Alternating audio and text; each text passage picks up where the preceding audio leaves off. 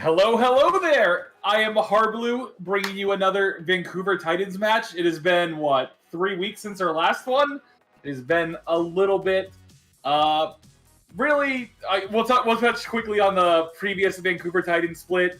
With hero bans, the past, couple weeks they played, they had not looked great, unfortunately. But it's a new split. Hero bans are gone. New everything, pretty much. Okay, not new everything, but let me quickly get started here. I'm just going to start with a roster rundown for anyone who, first time tuning in, isn't aware of who's playing for Vancouver Titans. I'll start it here. On DPS today, it sounds like for the entire day playing, we have Linkser and Dalton playing, which I'm surprised about. I thought for sure, with the hero bans being gone, and how it looked like some of the other teams out there were running a decent amount of May, I was expecting to see Vancouver go back to their roots like the first split and have Teru on May again for a bunch of it. Just because they looked good that first split. They took maps on every single team. They were competitive like every match. I expected them to go back to that strategy, but the fact that they have Dalton and Linkser playing for most of it makes me think they're going to run some sort of double hit scan lineup. But that's the DPS lineup for today. On tanks, like always, we have Fried Wiener and Changsik, who had joined the team last split. I'm looking forward to seeing what they end up running with their tank lineup now that there's no hero bans. Because with the hero bans before, Reinhardt wasn't enabled. I don't expect to see a ton of Reinhardt still. It seems like a lot of teams are still favoring the Winston, but depending on the map, I am looking forward to seeing Changsik's Reinhardt if it does come out. But that's the tank lineup there. And then on support, like always, Rolf and Fire. They both looked pretty good last split. It looked like they were running more Moira before, but with the hero bans gone again, I expect to see Rolf back on the BAP or even potentially Anna or something, but you might still see Moira depending on the situation. But that's the lineup there for the team. That's the quick roster rundown. Like I said, I personally expected to see Teru starting and playing most of the maps just because he's such a flexible player, and having that someone who can play Echo at a top level, play Genji even if he's not super meta, play May, that's a good hero pool to have. But again, it sounds like Dalton and Linkser are going to be playing for most of it. Which, speaking of Linkser, I know this is the correct order we had it in, but speaking of Linkser, we might as well jump to the behind the numbers featuring Linkser. He has 159 elims. Hopefully I didn't throw off the production with that. Maybe I did, but he has 159 elims for the season, which, considering he hasn't played in every match, that's not bad. But I'm looking forward to seeing him in this one. He has 90 final blows and over 100,000 damage, 100,007 damage. That is powered by Sportsnet, the behind the numbers for Linkser, who, like I said, is starting today's match. And we also have the keys to the game here, presented by Best Buy and Asus. We got focus on point control. It's a pretty standard thing. I'd say more so on King of the Hill than anything. I've always talked about how much winning that first fight on Koth is important, and I think it's going to continue to reign true. If you win that initial fight and take the point control initially, it is so much easier to hold it than having to try and retake one the other team's already set up. So that initial fight on Koth is going to be huge. Number 2, stop I'm37's McCree. I don't know personally how much McCree we're going to see. It seems like some teams are running a decent amount of it. Other teams not too much. I know I'm37 definitely does favor the McCree. It's definitely, I'd say, his go-to hero. But I'm really curious to see what they end up running for their lineup on it.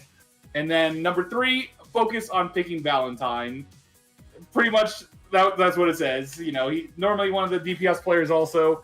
Keep an eye out for him. Try and take him out. But Boston has not looked great either. Last split, they, I believe, are coming into this one on a 3-match losing streak. And they really haven't looked too crazy good or anything like that. I think some people expected Boston to be better this split or this season, but if there was a match for Vancouver Titans to take, this is definitely the one that they've circled on their calendar, put a big X on it, mark this, this is their match that they can win. And I know I say that a lot of times, obviously this is the Vancouver Titans stream. We try and keep it somewhat rooting for them positive, but some of the matches they go into, I think even the players know that it's going to be a rough one. But this is one that I fully expect every single player on Vancouver going into it, expecting that they can win it. They should be going to this match. They've had 3 weeks off to work on whatever comps they want to figure out. Like I said, I'm still surprised. It sounds like they're going to be running Dalton Linkser, but I'm thinking from practice they must have had some sort of comp they ran that was working well with that. and they just wanted to stick with it. So I'm curious to see what comps end up breaking out with a double hit scan. But like I said, if there was a match that they were going to win this split, this is definitely the one they need to be looking at. They need to come out strong on Koth, come out, win that initial fight, and use the momentum to carry them through. But from what I've heard, it sounds like a lot of the players are pretty confident. I've heard from my inside sources that the players are pretty hyped up for this one. So again, it's not just me saying this. I've heard the players themselves believe that they can go into this match and win it strong. So for most of my predictions, I've always said Vancouver Titans like 3-1 or something. But in the back of my mind, I was like, man, do I really mean this? I truly, fully believe Vancouver Titans will take this, which, based off of how all the other matches went today, the fact that they were all 3-2s, might as well just stick with that and say 3-2. But before I forget also, we have one other fun thing to talk about here. So it's been an ongoing trend throughout the season. If it ever gets to a map 5, Pizza Hut's giving out some breadsticks. But unfortunately, that hasn't happened yet. So we've kind of changed up the system here. Now we have a little bingo board going on here, giving you more possibilities to get breadsticks. Potentially. I've had my concerns how it might be harder in some ways, but it makes it more fun, so why not? So you see there on the screen, we got the graphic up here. If you get any 3 in a row there, it'll come out to equaling breadsticks. So I was trying to look over this chart and see what the easiest way would be, and I feel like, obviously you want to go through the middle, because that's a gimme spot. That's a gimme Vancouver. But I'm thinking a Lucio Boop and 3 Reinhardt Pity Limbs, potentially. But then again, they might not even want to run Reinhardt. You know, map 5 with 3 Linkser critical hits. If it does go to a map 5 like the other 2 sets did, all Linkser has to do is get like 3 headshots, and that's a guarantee. Like, and Linkser will get 3 headshots. That's not a question. Like, that is definitely happening. But it really comes down to if it's going to go to a map 5 still or not. So, some different possibilities to keep track of throughout the game. We're going to have one of our people keeping track of it also to make sure we don't miss any of that. But that's the chart. Then again, if it gets 3 in a row any direction, that's the breadsticks, which could be easier in some ways, might be harder. We just want these gosh darn breadsticks. They need to hand them out to the squad, give them to everybody. So, but like I said, with how confident Vancouver sounds coming into this, they might not even go to map 5. They might just take it in 3 maps. It might just be over. So maybe that one is off the list. But it is fun that they're doing some different things than this. Now that, you know, they don't seem like it's such a small chance of getting them. I'm looking forward to them. But that's the breadstick chart. Like I said, it'll be there. You know, we'll be keeping track of it ourselves. You guys will know whether or not the breadsticks have been achieved or not. But that's about it I think I had for the opening. Is anything I missed, producer? Anything I should touch on here? Oh, the merch! That's right, there's new merch. Interesting store. We got a new store for it. The Champions merch collab. I believe they're going to put the link to it in the chat. So, tons of cool options on there. You know, different jerseys, hoodies, shirts, whatnot. Even got some cool pants out there. They got the Vancouver Titans logo on the side of it. Listen, they're on sale. Someone's got to buy them. Might as well be you. But the merch store is out there. Like I said, it's the Champion merch collab. It changed from before. It's a different thing.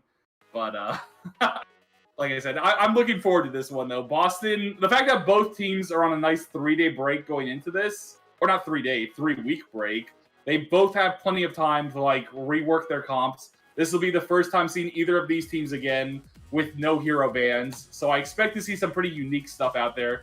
And again, just because I keep touching on it, I'm very shocked that Teru is not starting, or it sounds like he's not even going to be playing in the match, potentially, which makes me think that somehow in scrims, the Dalton Linkser lineup of like double hit scan was just having some pretty good effects to make them want to run that. So I'm very excited to see what they break out here. But on map 1, it looks like we're going to Busan, which Busan is one of those maps. The inside point on it, I'm drawing a blank on the name. It's not Control Center. That's Lijiang. But the inside point has always historically been one of the better made points out there.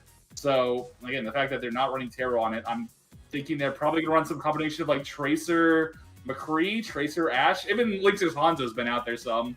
So you might see any combination of those. But in terms of tank lineup or anything else, I'm not quite sure what they'll be busting out there yet. Really, it's going to come down to this first map to see what they're running, and I'll have a lot more to be able to weigh in on and talk about after this map. But it looks like the players are going to be getting ready soon. I'm pretty much out of stuff to talk about until the thing starts here, but I will be back after the first map and be able to break it more down and talk about what happened then. And I will see you after Busan. You could get yours for free if the Titans can do it. True. So it's all on them. Let's see if they can spread the carbs for their fans. Now it is time to head into the action, and for all of that, we will once more hand it over to yet another new caster duo. Honestly, at this point, it feels like this is just a caster dating sim for Josh, where he's trying to find the right sidekick. Now the big question is, will Mr. X get a rose? Can he stay on the island? Is he in the circle? I'm running out of reality shows which have something to do with dating. I don't know. Well, I should. What is this outfit? I dressed up as your usual lover. I dressed up as Mitch, just to make you comfortable. This is bizarre. If we zoomed in on your chest, there may be more hair on your chest than the head. Let's get a zoom in. I mean that button. I mean, are those buttons broke, or are you just rocking? Is that three deep down the middle? I'm told this is how they do it. I don't know. I feel very uncomfortable right now, but apparently this is how Mitch and Bren wear it. So. No, show the good Sideshow. I like it. Yes. So to give you guys an update, the Titans have given a very important update on Twitter for this match. There is a breadsticks bingo card now. So there's a bingo card that if they hit the things in the it's bingo. What do you need to know? It's bingo. It's all you need to know. There are some that I have some questions on the detail about. There's one that says Lynx are getting 3 critical hits. Does that mean he just has to hit 3 headshots the whole match? Oh, nice. Yeah. I hope he can hit that. The zoom on. We got the zoom. Yeah, we got the zoom. What do we I have? can see we have one. Lucia Boop, Pulse Bump Double Elim, McCree, Deadeye Triple Elim, Lynxer 3 critical hits, 3 Reinhardt Pin Elims, Echo Triple Winston Reinhardt, and Diva Remake Kill. this is one way to do and the it, map right? 5. Yeah, you've been going outside, right? You are. Conditions.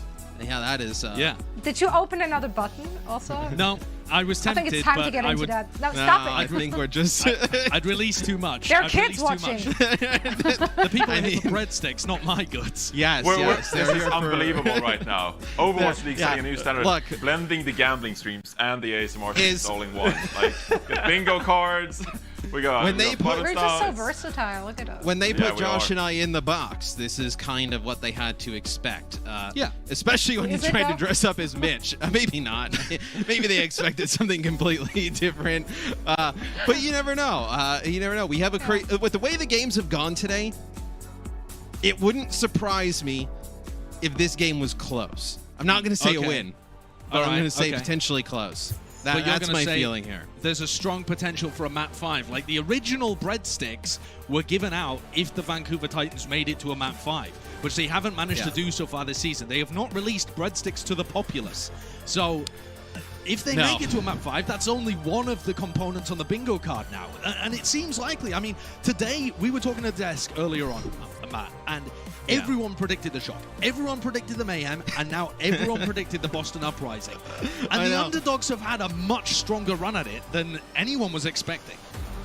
Yes, and I feel like for some of the games it has just been because I think it's the first week of a meta that it seems, I think you were talking about it last series, and I think we saw it a lot in the first series, where teams have just not been on the same page, at least from what it looked like thus far. We can take a look at the Vancouver Titans roster, starting roster today, but teams have not been on the same page, coordinating these dives and attacks built around Sombra. Lynxer and Dalton, in terms of the DPS, Rolf and Fire as the support, and then Chungsik and FRD for the tank line. I may have a hot take here, Josh. Okay, here may be a hot take. I actually think the Titans were not that bad in the June Joust. They just had the most brutal schedule imaginable. They definitely did. Where I can't see them playing as bad again. Yeah, also, though, they did just put in Chungsik to the team. You'll notice that there's an odd one out in this line in the bingo column, if you want to call it like that. Who doesn't belong. Chungsik does not have that same background as everybody else. He's not in the same environment as them because he's a new addition to the team. And that happened during the June Joust, and that's one of the reasons, I think, that they struggled so much as well. Taking a look at the Boston Uprising, though, this is the regular squad. I've got my eyes, honestly, on Valentine, and I'm 37, because this is... We've seen Doomfist be played, we've seen Echo be played, we've seen a lot of Tracer, Sombra, it seems like your DPS have to be pretty versatile. And I've heard so much about talking up Valentine, but he's not really rated by IBM Watson or by anybody else for his performance so far this year. People might believe in the potential, but I don't think he's really showcased it so far in 2021. He hasn't hit that level, I think, yet. Like, he's good, but he hasn't hit that next level where I think people expected. One thing you mentioned is, the typical roster. We actually saw them playing Gale Bolshi a lot in the June Joust. They come out here with Punk in the off-tank role. Where we saw Punk in the June Joust, it was really just like Sigma play. So maybe we see them opt to do some like Sigma Diva type of strategies instead of having a Gale Bolshi and to do some of the Zarya Diva work. The first map in this series will be Busan. And what are you actually running the Sigma with there? Are you trying to run a Rein Sigma composition Ball when it comes to Busan? I mean, Sigma Ball actually could be viable once you get to like the Sanctuary kind of map, which I believe is the name of it. The one with the big drum in the middle. That's how I remember. Drum map, so, the drum map. Yeah, the drum map. That's not insulting to the people who made Busan in the slightest. But that's where we're heading here. I cannot believe we kick it off on drum map. We do kick it off on drum map. Matt, I can't believe that the Vancouver Titans are 5-0 against the Boston Uprising all time. That has to be a lie. Somebody's lying back there. The stats people are having our lives, surely. Obviously, the Vancouver Titans franchise used to be incredible. They had the runaway organization. They had so much success over the course of 2019. So, all right, leave that aside. They did play each other in 2020 multiple times. I mean, they did have a... Is my memory defective? Apparently, Vancouver won every single time. I thought it was back and forth. They may have only played once with like a change in schedule, and then we did have like a while where Shockwave was really popping off, right? Shockwave was really making an impact. So here early on, looks like Boston potentially going Winston. No, they're going to go Reinhardt with the Diva with the main McCree. And then the Titans are going to play a Sombra Reaper composition with a Moira in the mix. Two very different looks. Very different. The Vancouver Titans want to be the aggressors. You heard it from Hisu just earlier when he was describing the two archetypes, the attackers and the defenders. I like to think of them as being one team proactive and the other reactive. Vancouver are definitely the proactive players here. Linkser on Sombra is a rarity. I think he's already hit the 3 critical hits, by the way. But if anyone's keeping track on the bingo card, he's playing Sombra, it's a cheat code. It's got to be crits for kills. If not, I'm going to say the Titans some breadsticks. I'm gonna make the executive decision. That's what that means. It'll be the Boston Uprising getting control of the point first. And like you mentioned, we were on board with Linkser there for a bit, and he goes in, he gets some damage, and then is forced to translocate out. And I say forced, he's not really even that forced. I don't even think he takes a ton of damage, and he has a Mega there. But what we saw from Boston through the outline is they don't want to, they want to create this space. They were using the Lucio speed to disengage, get away, and now they're setting Stand 1 up here, trying to bait some of these players in for Vancouver. Vancouver taking a little bit of a roundabout way here. I do get worried, Josh, that like Vancouver, it takes them so long to pick a fight that they only get like 1 or 2 here in this map. Yeah, they're walking at them pretty menacingly right now. Dalton straight into the backline, gets a flash, forced to Wraith form out of there. And now I'm 37 with the dead eye. Takes out Linkser in the back, who'd only just been able to hack up Faith a little earlier on. Boston Uprising in firm control, and Stan 1 smacks people to the floor. Busan belongs to Boston, at least for the beginning. This Vancouver Titans lineup, Matt, it's supposed to be the aggressor. And they're not really finding their opportunities. The most dreadful thing about this right now is that Linkser is only 63% to EMP. Really no significant damage being put in by the Sombra, which at this point in the game, right, there's going to be 75 about plus percentage on the point by the time this next fight kicks off. You're at that to an EMP in terms of ult charge. Like, you're in a situation where you may not get an EMP this point. We were seeing coalescences be built in 50 seconds flat, and now Rolf is only up to his first. It has been slow, ponderous perhaps, for the Vancouver Titans. But this has got to be the go button here. They've got EMP and Cole. They've got to make this one work. Stamp 1 and Punk are already under so much pressure. Immortality Field popped off really early on, but Rolf does not want to commit with this one. There it is, no orb used, but there's the Cole. Faith already falls. He had the sound barrier to reply, and Boston, they look like they already wrote this one off. Yeah, Boston's going to hold on to ultimates. It looked like they were potentially holding on the Coalescence, maybe combo with an EMP, but they're able to just pop the Cole. Maybe they didn't feel confident in getting an EMP off. now the Titans are in a position where they can start to rattle some things off in a row. I mean, that is FRD is going to jump off the side, but that is a powerful mustache that he's got going on right now. It is, isn't it? That would get crumbs from captivating. breadsticks. It would keep all the crumbs from the breadsticks, and you wouldn't It would be able to shake them distracting out. as a teammate. Yeah. What are you doing with your teammates? Where a mustache would be distracting. Just so much hair out of your peripheral vision. Oh, peripheries, right? Peripheries. Yes, the peripheries. Yeah. Here's an EMP. I'm 37 trying to reply with that Deadeye towards the back. He had an Amp Matrix to work with as well, but Changsik is tickling him from behind. Pops the Primal as well to try and disrupt. And can we see Dalton get any kind of position onto it here? Immortality Field already forced, but he's forced away. Wraithform used, and the Vancouver Titans, while they're holding on, they don't have an advantage.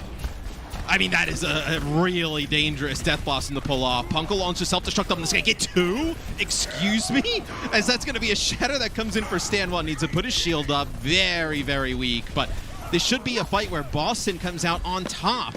And I was going to ask you, because we're about halfway through that fight, and it looked like Vancouver was in good shape, what you thought about the Torbjorn switch. But right now, Vancouver just kind of trickling on the point, trying to keep this going in their favor. And they may have an opportunity to do so. Changsik is there on the ball. You do have fire as well. And look at this. I mean, FRT putting some pressure on I'm37 at range. He's going to get his mech back as Vancouver still has the point. Yeah, Valentine has actually popped that Torb ultimate, gets his ult up before we have a chance to really discuss it as well. And Rolf falls to it too. He was at 89% of that coalescence. Been building them up kind of slowly, but all of this in favor of the Boston Uprising here. Faith just layering it onto the top with his sound barrier. Nice play by FRD. Yeah. The mustache gobbles up all of that flashbang. But still, it's Boston. They're firmly in control, Matt. Yeah, this is Boston's point for the taking now. Dalton will go out in the hands of Valentine. It looks like we just have Rolf here getting onto the point, getting shot from the Torb turret from the side. A really close first point, though, here between Boston and Vancouver. Boston adjusts their comp about halfway through this, right, where they ditch the Mei and they pull out the Torb. What's been your read on this Torbjorn setup this far? I think it's a good setup to try and push back Moira Lucio teams, for sure. I mean, we saw some use out of it in the June Joust too, right? The Torbjorn, if it's combined with a Reaper or a McCree, is very good at just adding that extra tankiness to your front line to stop the Vancouver Titans from getting these hard engages with their Winston and with the Coalescence, for example. But honestly, I mean, it's a great deterrent for the Reaper too because of the armor. But the Vancouver Titans are just too slow. I feel like that's just the core of all of this, is that they're not taking poke quickly enough and turning it into cold. They're not finding engagements quickly enough. Lynx are not building the MP quickly enough. Pace is the name of the game right now, and Vancouver Titans, they're lacking it. And it's often in Overwatch in history, right? The worst decision happens to be no decision, where they're just kind of standing in no man's land, really accomplishing nothing, not being proactive, not even really kind of reacting in a way to try and counter. Is they get Boston control over the side of the point. Here's Changsik. I mean, he doesn't even really get split up with a wall. It's just like the pressure knocks him over to the side. There's no teammates within line of sight, and you lose your Rhine and you lose your Reaper, and that's pretty much it. It is completely it. Vancouver Titans were looking for a disengage there, I feel, but Boston forced the issue. They have the advantage of using that immortality field to keep them alive across the course of that first fight, whereas Vancouver's advantage is that they build Coalesce much faster, and they didn't. What is this combo? They simply haven't.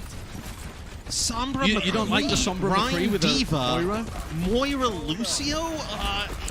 It feels like you could make some more changes to this to have it benefit you. That's Faith getting really aggressive as Myungbong drops an Amp Matrix, but Dalton takes out the Lucio. You can wait out this Amp Matrix, then make your way to the point. And I think that may just be Boston getting a little bit too over-aggressive. I mean, Faith taking a 2v1 with a McCree off to the side. Not going to live very long, even against an opponent who hasn't won a game yet in that type of scenario. Vancouver in control of the point, and I want to bring your attention to the breadsticks check-in. 3 Reinhardt pin elims is required for one of the squares to be crossed off. So you're looking at Changsik here. If he can lay down some kind of big pin in the middle of this EMP, we are one step closer to being able to secure breadsticks for the masses. EMP to counter Blizzard gets 2. That's a Deadeye. That doesn't really get much. They invested the EMP at the start of that, and they end up using their sound barrier into self-destruct during that. That is such a big investment there for Vancouver. in a fight that it really, they had no chance in winning. As soon as that EMP comes out, it's only 2 players they connect with, and the Deadeye is there, and they're stuck in the Blizzard. There's not really, I mean, you invest the sound barrier, maybe you think you can pull it out, but still the chances are so low at that point. Exact same thing that happened to them on the previous round as well. As soon as Linkser used his EMP, I'm37 was there with the Deadeye. And Chansik, the man that I was bigging up for getting those pin eliminations, frozen by a blizzard. And now the Vancouver Titans, they're trying to push back in. Thankfully, Linkser up to 50% of his EMP. There's a shatter. 2 people knocked to the floor. I'm37 and Myeonbong, but it does not help the Vancouver Titans. It's a close, scrappy affair, but Myeonbong's Amp Matrix is going to help turn the tide in favor of the Boston Uprising. And they stack up another team fight on the board. They are firmly in control of this second round as well, Matt. Yeah, positive for Vancouver is, I guess, you're building up towards this EMP faster than you have previously. So we'll see. Linkser potentially play around this EMP for the next fight, but yeah, Boston, they've looked really good on this point. The last one was a bit closer. Maywall here gets right up in front of Dalton. That's a hack on the stand 1. Yeah. Very nicely played there. The speed boost with the Deadeye sets up Dalton, and a beautiful hack from Linkser. It's they've been few and far between, these really important hacks from Linkser, but that one is crucial. And now it sets them up in a position where he can use this EMP aggressively to stop the momentum of Boston as they try and push back in. They can't make the same mistake they just did, though, right? They're Boston taking the same exact position, almost the same exact scenario where they have Blizzard and Deadeye. That'll be the Blizzard, and it's eaten. That's huge. Gobbled all the way up there in the Immortality field. It's forced out in response to Linkser's EMP. A lot of damage dealt, and Dalton, he's the one that finishes off the first kill. A flashbang elimination onto Valentine. And the Vancouver Titans, they are fully in control of this one. For Boston, it's starting to get a little sticky here. Wolf, he feels incentivized to use his Amp Matrix there to just stop any further incursions upon Vancouver Titans territory. Yeah, they counter the Amp Matrixes for each other. This will be a sound barrier for Boston as they get it a little bit earlier in the shatter from stand 1. And that's probably the difference in this fight, right? Fire just getting his sound barrier now. You have the sound barriers to match. That fight probably gets dragged out for an extended period of time. Chansik forced to go over to the Wrecking Ball to try and get a touch here. If you do, you have sound barrier, and Fire's dead, and that's the map. So it could have potentially been something if you lasted a little bit long, but Boston will take map number 1 here. And they're well on their way to reversing history. Boston Uprising, just a reminder as well, that they have never won a series against the franchise of the Vancouver Titans. Certainly looking to reverse their fates this time around and put Vancouver Titans over to 0-9. That would be a brutal beginning, but there's still so much more of this series left to go. And we've seen already, Matt, that the underdogs can definitely respond back after a weak beginning. It's all about that mentality. The Vancouver Titans have got to remember there's breadsticks on the line here. So make sure you tune back in after this break and we'll see whether they accomplish their task.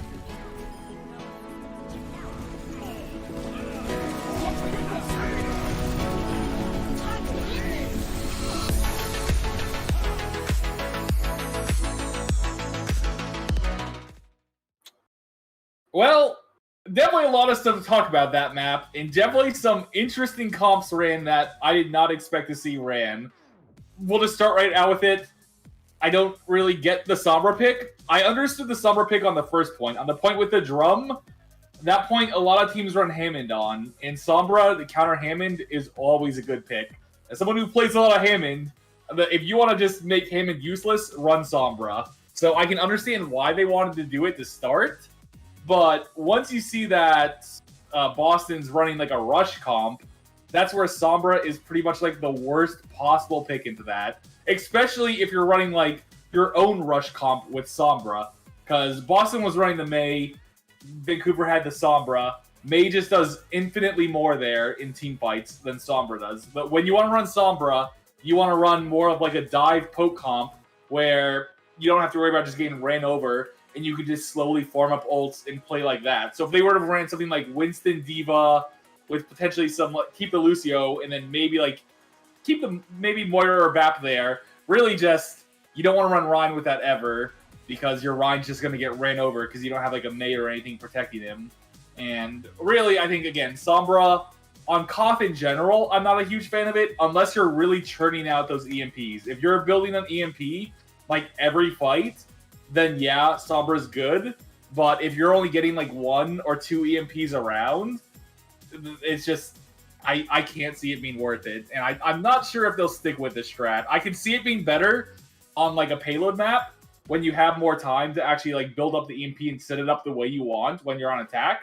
But on Koth, I've never been a big fan of Sombra just because of how fast some of the rounds can be. And if you only ever build one ult on Sombra, it's just not worth it. It's just not good. But not a terrible start though. Both points were, you know, contested decently. It definitely looked like Boston had the better comp there. But going into Hollywood here, I fully expect to see some Lynx or Widow, especially on like the streets phase, either on defense or attack. Widow is always super good there. So I'd fully expect to see some of the Widow. I don't think we hit any of the quotas there for the breadsticks. No Rhyme pins, no, you know, Diva remake kills, nothing like that on the first map. But, you know, still plenty more maps left to be played on that. But like I said, I'm not completely against the Sombra idea. I just would like to see more of a plan that makes sense with it if they run it, where if you run it on attack on Hollywood, you can like take your time more, set up the engages the way you want better, and not be forced into taking these scrappy brawls when you have a Sombra and they have a Mei and your Sombra's just off there doing nothing. So, again, not a terrible first map. It definitely looked much better than the first maps from last split where they, like, with hero bans, it just did not look competitive at all. They actually looked competitive and close on this one, which is good to see. I'm sure they would have liked to take the first map and come out, like, strong with that momentum, but it's not like Boston was untouchable there. Like, they still won plenty of fights. And again, Koth is sometimes weird. Like, Koth, if the other team has just a better comp at the start of it, you can just lose pretty much like that. And I think Boston's comp for it made a lot more sense. But only down 0-1. Going down to Hollywood here. I believe they're keeping the same lineup. Like I said, I don't think Teru is scheduled to play at all today. Even though, again, I think he could make sense on some of these maps still. But I expect to maybe still see the Sombra, but I really want to see either Ashe or Widow, especially in the second phase there in Streets during it. But other than that, it wasn't a whole lot else to touch on there. I would like to ideally see more of the bat pick from Rolf. It seems like Moira has been his comfort pick, and Moira does have more survivability. You know, you have more escapes, you can shift out and easily run away, unlike Bap, but Bap just puts out so much more healing and just has so much more utility. Yes, Coalescence is a good ult. It builds fast. You can do a lot with it. But on a payload map, like the extra healing that Bap can output, as opposed to Moira where you can just run out of healing, can be a huge difference maker. So I definitely expect to see Bap. Hopefully we see Widow or something else so we can get those breadsticks. Not for the breadsticks, but I think Widow does make more sense than Sombra during parts of the map. Map 5 confirmed? Listen, I'm not the script writer here. I took a look at the script earlier. Let's just say there's some real zingers in store, so keep your eye out on it. But I will be back after this second map here. Sorry, I'm all over the place already. After Hollywood, I will be back. Hopefully we make it 1-1, tie it up, get us in a good position to go to a map 5. Like I said, both the matches earlier today went to map 5. It would be a real disservice for this one not to also go to map 5. So we have Hollywood coming up, and I will be back after that. I will see you all then. Happened in 2020, and all three of them were 3-0 slappings. Yeah. They beat them in week 21 3-0, they knocked them out of the Countdown Cup 3-0, and they beat them in week 29 3-0 as well. So all towards the latter half of the season, where Shockwave could play more of the Echo, and they gave them a shellacking. This is already very different here. Obviously a new Boston Uprising team, and I would argue a slightly weaker Titans team as well, but this first map has broken a bit of a curse for Boston. That's 9 maps in a row that they lost to the Titans until this one. But the Titans didn't, like, it wasn't, I think Boston obviously wins map 1, but it wasn't like an absolute drubbing. Like, I think the Titans were in it at some points, and I think they are having a lot of issues that I think we've seen other teams have, where, you know, it's time to go, but nobody goes, and they're just kind of waiting, and then eventually they go, but they're so weak from poke, somebody dies, and then it's all over. Yeah. Boston on offense here. There's no way they play the Roadhog. This is probably a Diva swap, yeah, so I'm interested just to see whether they commit to Ryan. We haven't seen really that much of it being played here in Hollywood. It obviously favors it based on the map, but FRD gets slept here off the break. He makes it out, but look how much damage Changsik takes. I mean, they're going to be able to build some nano boost charge off of this, but Boston, they'll actually they'll swap Valentine off of the Hanzo. He'll play Torb. So no, I think we're going to get more swaps here. Is this Hanzo? Oh no, they're going to go Sim. They go for this is interesting. Sim Mei composition. The idea of this comp is that it gets stronger over time, but you have to get value out of the teleports. You need to be teleporting into good positions. Taking Cafe, great idea. That pushes the defenders into really uncomfortable locations. And it's the backline of Jolt and Fire you got to look at. Yeah, I mean, they leave Changsik out to die here, and now this position is so good. Like you mentioned, you get the teleporter, and this is what the Symmetra is good at. If you can keep the Symmetra alive, and she just builds up this damage passively, it makes it even harder for the opponents to even come back and take the point. Nice pulse bomb there for Dalton. So it looks like the Titans may be able to battle back, as Dalton gets one, links her with another. Is they're going to be able to get a hold here without giving up a tick. They are so fortunate it worked out like that, because that could have been pretty bad for Vancouver. It definitely could have been. The Boston Uprising seemed reluctant to get out of Cafe. They were chilling in there, having themselves a cup of coffee, bit of a croissant, just chilling. And instead they needed to get a croissant? A croissant? Okay. What do you call it? A croissant or something? A croissant. You're an uncultured Philistine. You think they pronounce it like Americans in France? In La France? No, in Paris? No. Okay, well now the backline is under a ton of pressure. Rolf has been frozen up. He instantly used the nano boost there onto FRD, but the Vancouver Titans, they collapse on it with perfection. They are reading these teleporter plays beautifully, man. Yeah, I mean, I hope Boston has gotten the patch updates that Winston's gun cleaves, so when they all stand inside of the cafe clumped up on top of each other, Changsik just has to hold mouse 1 and just gets tons of damage. As like you mentioned, they get the positioning in the cafe or on top. They never push out, and they just let Vancouver lock them in there, which is probably the worst case for them. That is a Mei wall that doesn't do anything. I love that.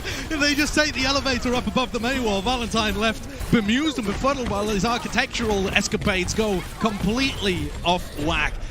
Boston Uprising, they're going to try and commit back to this one as well. Valentine uses Blizzard in the middle of that as well. Similarly ineffective, but the backline of the Vancouver Titans has been pushed. And now Faith, he's amping speed, and the Boston Uprising are taxiing around, trying to run down the Vancouver Titans wherever they are. Another good teleporter as well. So much more dynamic in this team fight to be able to take the fight to Vancouver. And Boston, they're going to be able to easily take this unless FRD, is he looking for the... If he went for the remake limb there, that's another breadstick.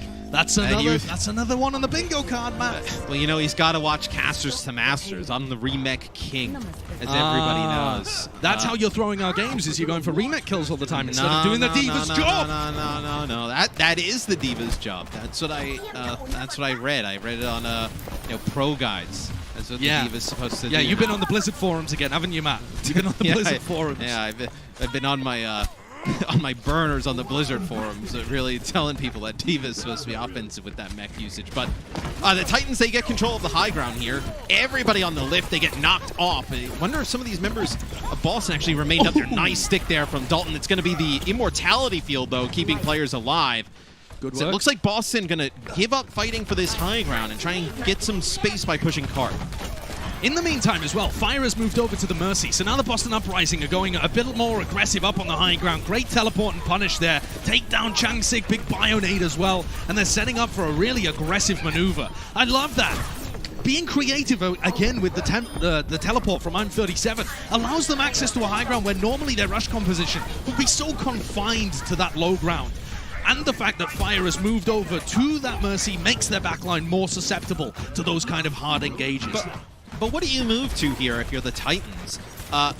Is Ash Tracer with dive tanks the way to break this? Like, I think with how they're able to close the gap so fast with teleporter and speed, I'm not sure you can play like this. I almost think the way you could kind of go about it is to build an even stronger bunker. That's going to be Changsik using his Primal Rage. You'll get Myungbong, but taking out really fast after that. Sound Barrier keeping everybody on Boston topped up. Very chunky from them. Another ultimate used there as well. Stan1 brought down so weak. Dalton with a great pulse bomb, and they're actually able to finish it off. Stan1 and Valentine, they both fall in this fight. It's turning in favor of the Vancouver Titans. Lynx's Bob doing a ton of work in the back as well. That's the 7th player out in the field that the Vancouver Titans need to tip things in their way. Has Lynx been getting any headshot eliminations, Matt? I haven't seen them pop up on the kill feed, but they could very easily slip by, and I wouldn't know whether to cross it off my bingo card. We're gonna have to go to the official scorecard on Twitter, I think, to figure out what counts as the critical hit. Where we'll check in after each map break. Honestly, getting breadsticks would feel like, you wouldn't get any league points for it, but it would feel like a win, though, I think, for the Titans. They know breadsticks so important. Yeah, teleporter, it's going to be a nano boost used on the Changsik, and he gets knocked down. That is an ambitious charge there for Stan1 trying to go across the bridge. So, I think when these fights get split up, this is when the Titans can take advantage. They just got to find a player, but they're not able to do so right now. Yeah, Changsik not quite synced up with Dalton there, ends up falling down early on in that fight. And the Boston Uprising, they're breaking their ankles with these teleport plays. They're really quite creative. I do like them, and they're getting their players in decent positions too. Now, though, it's Boston Uprising who are facing a little bit of crunch time. It's overtime. They need to be able to secure checkpoint B. And they're coming back in here against potentially a Dalton pulse bomb. And Fire makes a move over to Brig as well, adds that more sustain to their comp. I like the Brig switch. You're going to be close to a pulse bomb here, and you're going to be close to a primal rage. Oh, the Bay wall goes down and blocks Changsik from getting out. Somebody's going to have to get on and get a touch. It's going to be Dalton. Dalton as well with the pulse bomb. It takes down the immortality field, and then Dalton tickles down Myunbong as well. There it goes. Faith, 95%. He falls as well. Dalton, an absolute terror in the back lines, and Lynx is doing what he can. It's not a headshot elim, it's not a critical hit, but they'll take that. The Vancouver Titans, they shut Boston out. Checkpoint B will not be theirs. That's got to add some morale. Winnable scenarios here for the Vancouver Titans. As I thought that was a beautiful play from Dalton, right, where he's able to get the pulse bomb, doesn't get Myunbong, gets him weak though, takes him out, and then when he's battling Faith, he actually beats him to the health pack around the corner, and at that point Faith knows he's dead. So we'll see what Boston decides to do on their defense. The Titans, I wonder if they opt to go with something with the Symmetra right off the rip. I don't know how effective the Ashe type of setup is going to be on offense, but I don't know with Boston. Like, do you think you can get away with the Symmetra on defense here? Symmetra may. I feel like it leaves you so vulnerable to so many different things. Yeah, it is a little difficult to get value out of. I think the McCree would make more sense. That seems like it's what I'm37 is opting for here. You could try and get really aggressive and creative with the teleports, like for example, trying to bait them in, teleport into their backline, try and get damage. You don't have to teleport your whole team through it, but just the Symmetra themselves to be able to get behind the Vancouver Titans. I do agree with you though. I think the McCree is just a more well-rounded pick. I still want Boston to be the aggressors, though. Despite the fact they're on defense here, I want them to lure the Vancouver Titans in and then rush them down. I think that's their best chance of winning out this map. They genuinely could shut out Vancouver and checkpoint A. I think the path to victory for the Titans, and it seems like a little bit of what they're looking for now, potentially, is just playing around EMPs. If you're not the most organized team in the world, you don't exactly have to be to play around the Sombra. But they're going to go back, so they're going to play the Ashe with the Mercy Pocket on offense here. You're relying on, big dynamites that coming out from Lynxer here on the damage of all these players clumped up together. I do feel like this puts a lot of pressure on, Changsik and Dalton to link up, which we haven't seen that well, on the defensive side of things. We certainly haven't. It also just puts a lot of pressure on Lynxer. You're investing so many resources into this guy to actually get the job done. And while Stan1's shield is taking a pummeling, the rest of the Boston Uprising aren't particularly. Again, as soon as Vancouver start to make this push forwards, they're giving up a tick though. Dalton is playing the objective here. They get the nano right away, and Changsik's going to go in. It's going to force the members of the Boston Uprising up the stairs. And that's immortality field out already there for Boston, so they're not going to have it when they move onto the point. I really like this from Vancouver. Putting so much objective pressure is great, and they land right on the top of I'm37. He goes down to a headshot. That's a critical hit elimination from Lynxer in the kill feed. But the Vancouver Titans, they're dropping. They need to be able to eliminate Stan1, and they do. Myunbong's and Matrix, it looked dangerous for a while, but is anyone really going to be able to contest Dalton? They're not. And Dalton gives the old Luigi to Faith. I had no idea what the Luigi. I'm going to be honest. Did you know about the Luigi? No, I've got to remove it from my vocabulary as well because I feel like it's really horrifically offensive. But I'm just going to, I can't help it. It's catchy. So I'm going to make a conscious effort. It's out of there. And instead we're going to replace it with the good old. It's just like it's an Italian thing. I'm like, I've never... then you started talking about a wooden spoon, which is even worse, Matt. So the two of you were both to blame there. But one of us is right, one of us is wrong. All right, take a look at Dalton. He is sneaky in the backlines, but he doesn't quite realize, I think, that the entirety of Boston is up on the high ground, waiting for this engagement to drop. Oh! What is that from M37? The Deadeye into the sky turns Chansik into fireworks as he pops in with a right click as well. Sorry, a left click.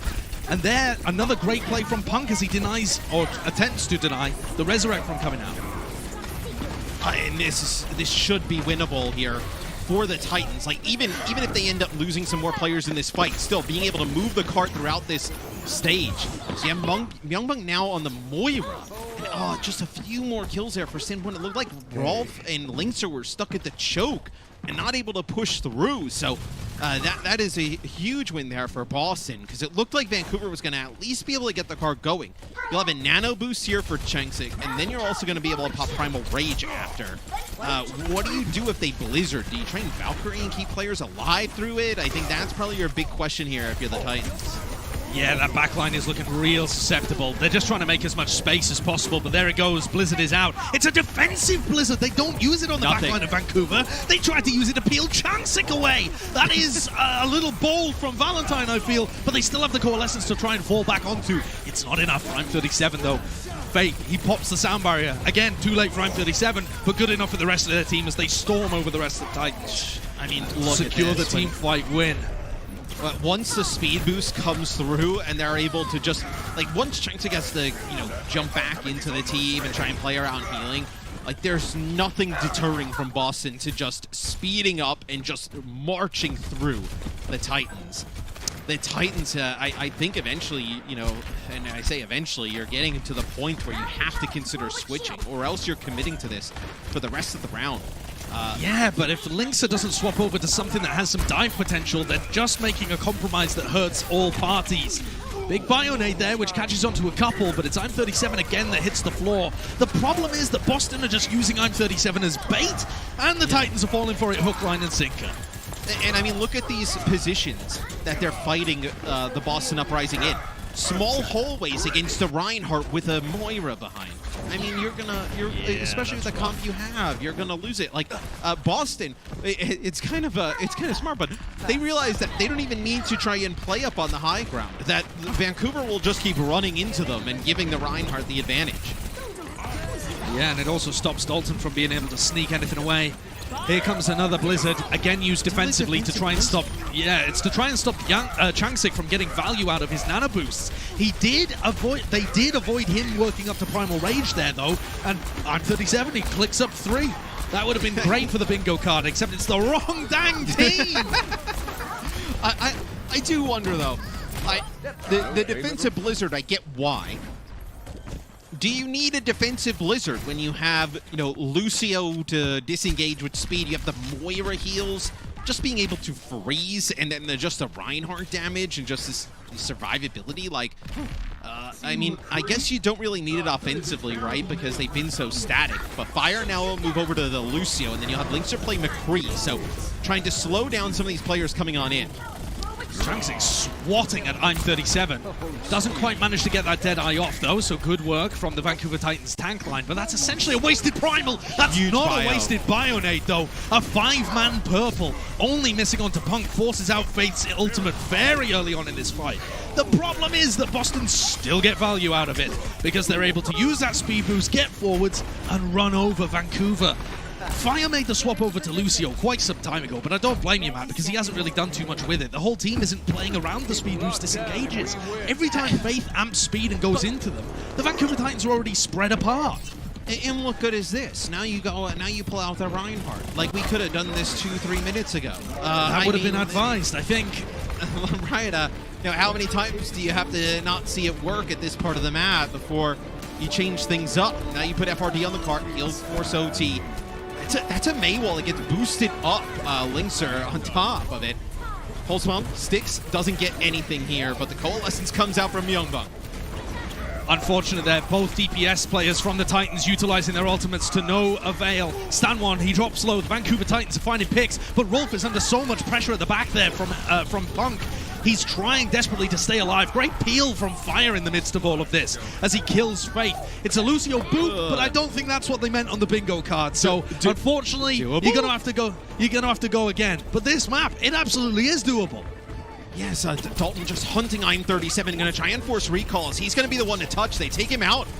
A nice boot by FRD, trying to knock Stan one away, but he's going to get onto the cart.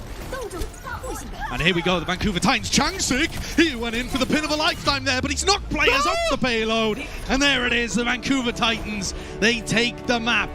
And we're going at least to a map 4 here in this. 1-1 at the half. Love to see it. The Vancouver Titans, they've still got a fight in them, despite the fact that they got a thrashing in the June Joust. Like you said, Matt, the strength of schedule was brutal. People were wondering whether they'd still have the mental fortitude to turn up in these games. I'm telling you, today's been a weird day of Overwatch. You know, London takes the shock to 5, a 5-gamer in the last series. This one, I think it could go the distance, and breadsticks for everybody. We'll find out if the Titans can secure a Game 5 in our next map coming up right after this.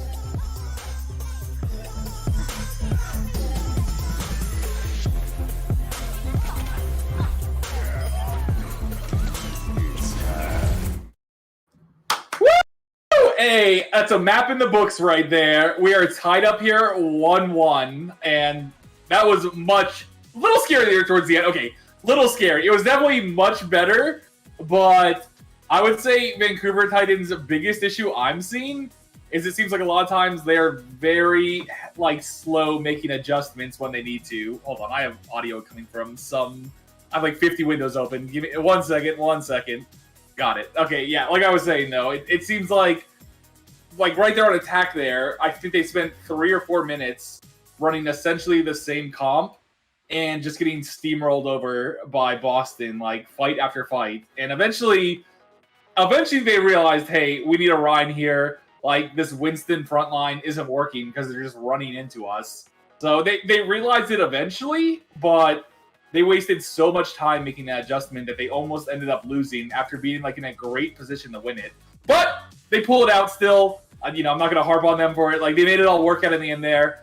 Rolf was hitting some huge nades there, especially on that initial defense on first point, which I'm shocked they ran that initial defense as good as they did. They played that picture perfectly almost, because when you're playing against the Mei, Symmetra, Rhine rush comp, you have to be super mobile and know where you want to go and how you want to escape it. And half the team would take the elevator up, the other half would go just jump up on high ground, and the way they would disperse and then come back and collapse on a target was really well played. And you could tell that was the strat they had practiced. They knew how they wanted to execute it, and they played it really well against that rush comp. It takes a lot of skill to make a comp like that work against rush the way they did. And you can tell Boston, it seems like that rush comp is their go-to thing. I expected to see that on every map. So the fact that Vancouver looked like they had an idea of how they wanted to play around it shows good for them this series. Now, obviously, both teams do have the talent where they can switch it up,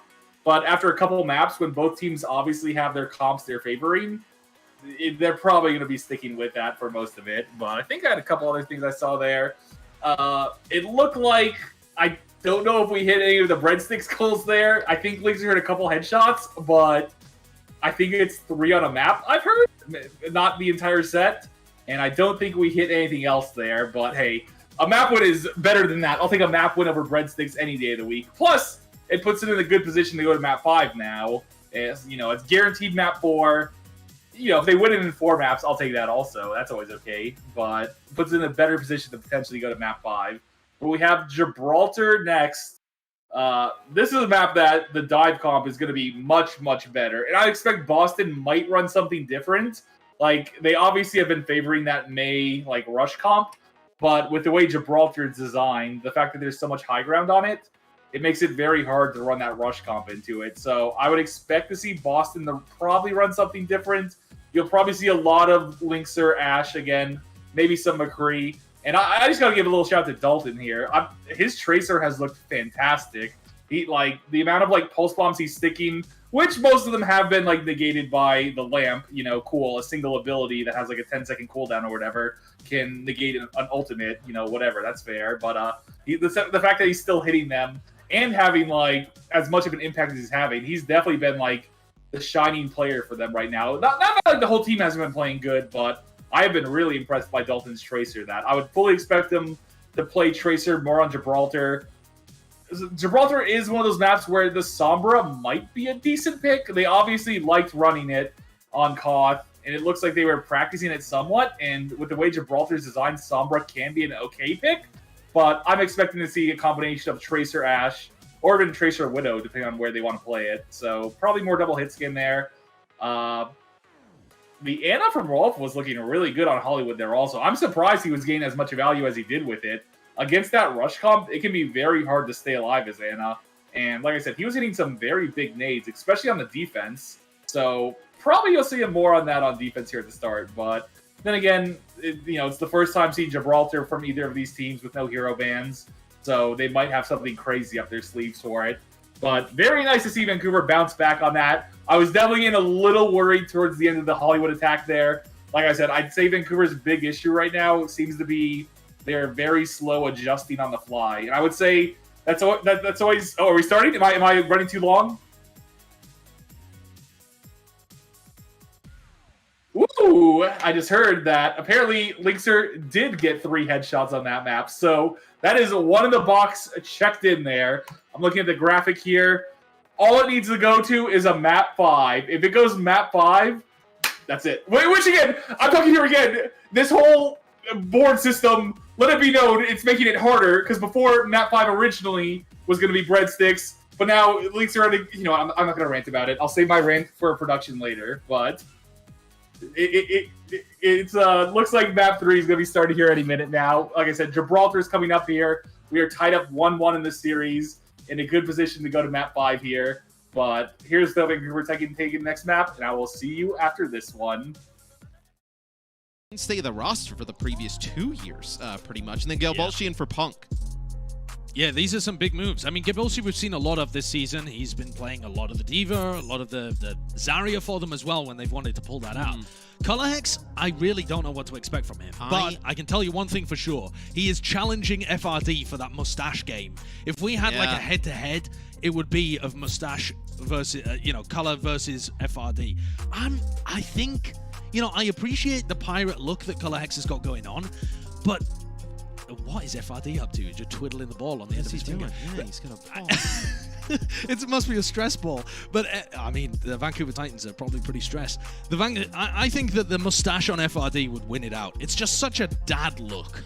Yeah, it's way more thought out. Colorhex, it looks like, they just found him the other day, and he's like, hey, where have you been? Like, he's just been kind of, just out in the woods growing his beard mustache look. I like the fact, though, the long hair with the mustache. He's got, when he was setting up, he turned it aside. He almost had a little man bun thing going on. That's a pretty cool look. Hey, if I could grow any hair anywhere on my body, I would. So I'm just perpetually jealous of people like Colorhex. Oh, I thought you were about to say where you would want to grow the hair on your body. I was like, please don't tell any of us that. I was I hope it's your head. I'm not going to tell you. I'm not going to tell you. But FRD, I mean, you could brush a floor with his mustache, couldn't you? It's so thick and bristly. I appreciate that. Links are showing off the sponsors as well. Loves Coca-Cola. Yep. Get some. There's some inspiration for your artwork. Everybody trying to be the new Sato 2 leader. It looks like we're just waiting for Colorhex to get into the lobby. I feel like these are risky subs for Boston. Let's theorycraft a little bit of what they would play. Like what jumps into your head when you see Colorhex being subbed in? I'll start. I start here with the tanks. So I think Gelbolshian says you want to play some Zarya, Winston Zarya, like double bubble. And then moving on for that, do you want to play Ashe Tracer? Do you want to play Sombra Tracer? Really think you can take Valentine out to play some kind of double hit scan stuff. So is the idea in that wheelhouse? Valentine did play a little bit of Tracer, especially I believe it was in the main melee, though I could be wrong there. Yeah. And I didn't think his Tracer looked that impressive. It clearly was an uncomfortable role. And remember, whenever we're considering the Boston Uprising, they were going to have Soon at the beginning of this season, and it just didn't work out getting him with visa issues. He wasn't able to participate on the team. A very unfortunate situation in which a much-loved figure was unable to be fielded for Boston Uprising. But also, strategically, that's a Tracer hole that it now exists in the Boston Uprising. And Valentine tried to fill it. Maybe Color Hex is going to fill it now? Or is your theory that I'm 37 would and Color Hex would kind of pick up the Widow and the Ashe? Yeah, my theory is you go off for Aspire the Supermax. You get that guy on the squad and you're good. I mean, get him out of the 30 days. Yeah, get that guy on full time. But it looks like at least here on defense, Color Hex on the Tracer. So maybe that you've kind of assessed this roster and tried to find a spot where he can specialize, right? Because I feel like Color Hex has been a player where you kind of think back to the players like Tvik, right? Where they're very good at large groups of heroes, but not like a true master at one. Thinking back to Tvik, you've got me searching through the annals of time there. That's taking my memory back way think further think back to Zupe, right? Really like wow, I mean, you're really dredging up ancient history. Was that the best example? Possibly not, but there you go. It's the one that comes to my head. Yeah.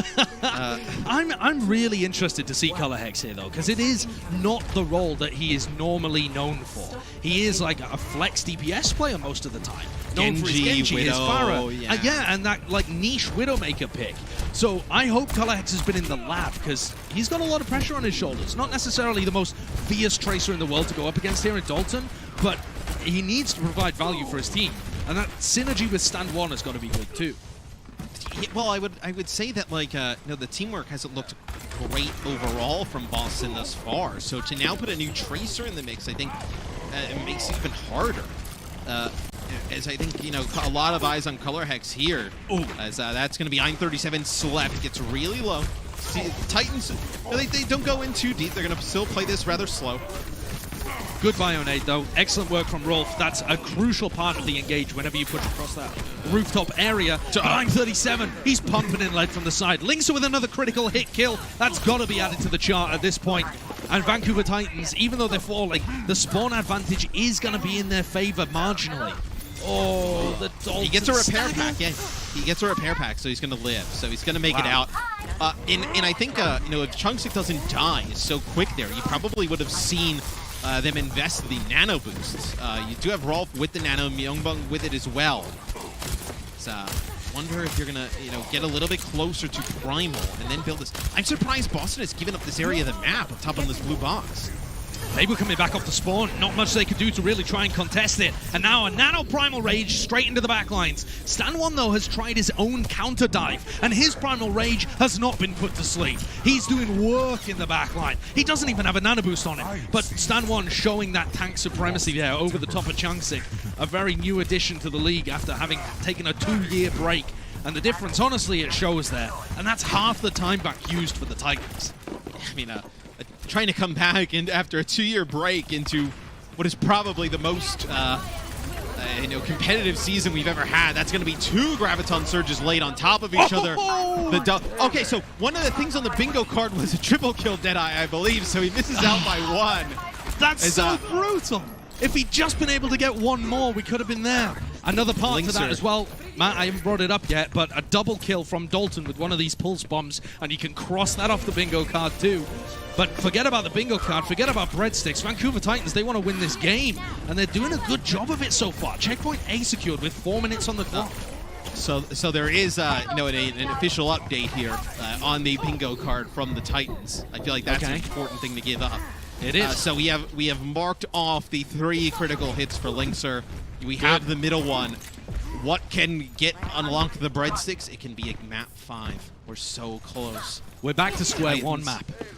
We're back to square 1, Matt. I called you. It's Matt like it's like Tenet. Time is moving forward and backwards at like the same time. We're on some loop. I think that's what the movie was about. I wasn't really sure what that movie was about. I watched the whole thing though. big Bionade there onto the tank line of the Titans. Purpled up, and Changsik can't do too much. They have a nano with which to engage, and the sleep is good as well. Rolf doing work inside. The nano boost though goes onto FRD instead of Changsik. That's going to apply a lot of damage out there, but Rolf himself falls. FRD purpled up as well, and this pressure is just too much. The Vancouver Titans tank line, they just can't get what they'd like to do done.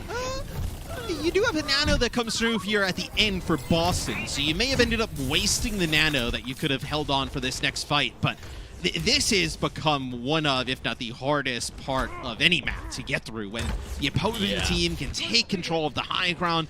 I know the Winstons are so good dropping down with Zarya bubbles and big biotic grenades.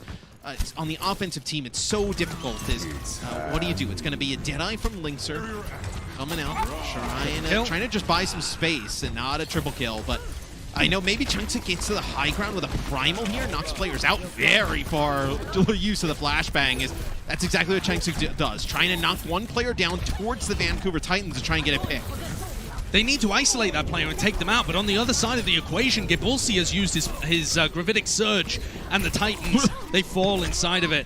What is going on there? Okay. Gravitic Surge, is that new?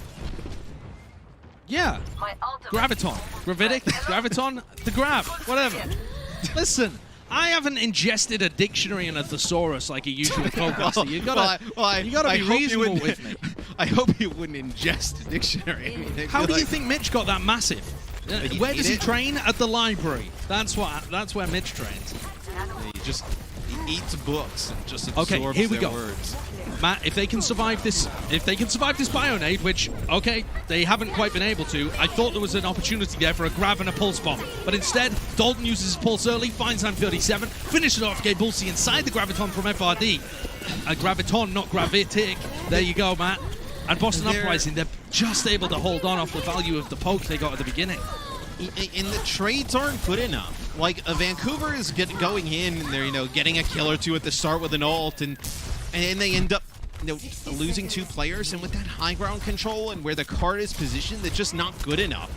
And now you see FRD switch over to the Diva, so this will help kind of mitigate some of those big biotic grenades coming in on him. That's actually a flashbang that connects onto Stand 1 and Color Hex, and Dalton's able to burn down Color Hex, so that's a big pick.